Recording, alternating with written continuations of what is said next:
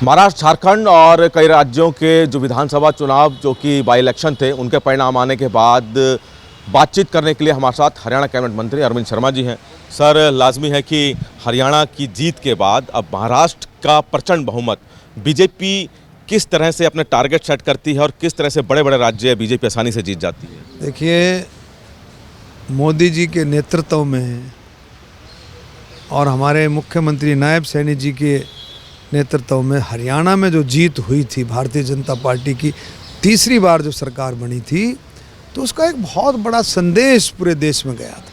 इसमें कोई दो राय नहीं है कि मोदी जी के नेतृत्व में जो भारतीय जनता पार्टी कहती है वो करती है। मोदी जी की गारंटी ये कि संकल्प पत्र में जो भी बातें होती भारतीय जनता पार्टी उनको पूरा करती, और ये संदेश एक पूरे देश के अंदर गया था।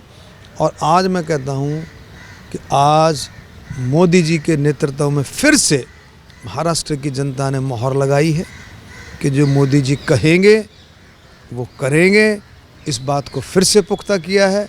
एनडीए गठबंधन की आप देखें 131 के लगभग जो है 225 के लगभग एनडीए गठबंधन की, 131 अकेले भारतीय जनता पार्टी की सीटें आई हैं। बहुत बड़ा मैंडेट है और मैं कह सकता हूँ, दावे के साथ मैं कह सकता हूँ कि लोगों का एक विश्वास कि जिस तरह से सरकार एनडीए गठबंधन ने पीछे चलाई महाराष्ट्र के अंदर, उस विश्वास को लोगों ने पुख्ता किया। आपने हरियाणा के मुख्यमंत्री का जिक्र किया और हमने देखा कि चुनाव प्रचार की कमान महाराष्ट्र में हरियाणा के मुख्यमंत्री ने भी थामी, कई जगह रैलियां की, प्रेस कॉन्फ्रेंस तक की। हरियाणा के लिहाज से कितना असर पड़ा, क्योंकि हाल ही में हरियाणा चुनाव जीता और उसके बाद एक जीते हुए राज्य का मुख्यमंत्री चुनाव प्रचार करता पहुंचे, तो कितना फर्क पड़ा? देखिए, नायब सैनी जी का जो चेहरा है, आपने देखा कितना हंसमुख चेहरा है।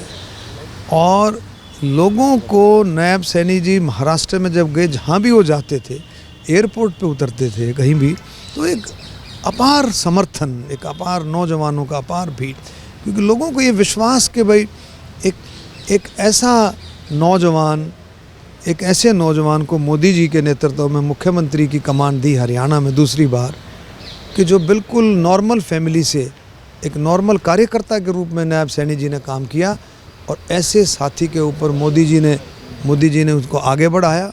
ये बहुत बड़ा एक संदेश था, एक बहुत बड़ा मैसेज था।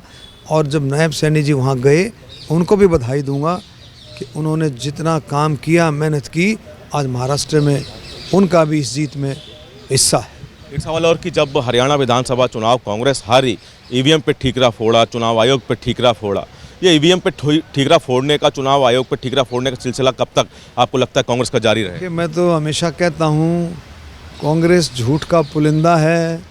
आप ये देखेंगे कि अभी तक भी वो होश में नहीं आए हैं हरियाणा में।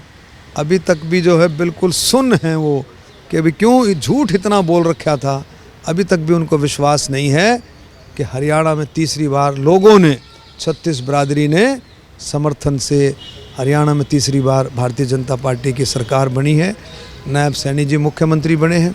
इनका कहने का, इनका अब देखेंगे, अब झारखंड में जो इनकी जीत है, झारखंड में कहेंगे भाई झारखंड में तो ईवीएम बिल्कुल ठीक है। अभी देख लेना महाराष्ट्र में क्या इनके सिस्टम आएगा।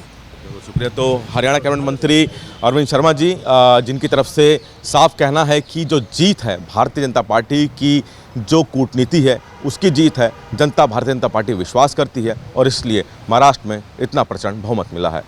कैमरामैन अल्ताफ के साथ दिल्ली से सूर्य समाचार के लिए विनय सिंह।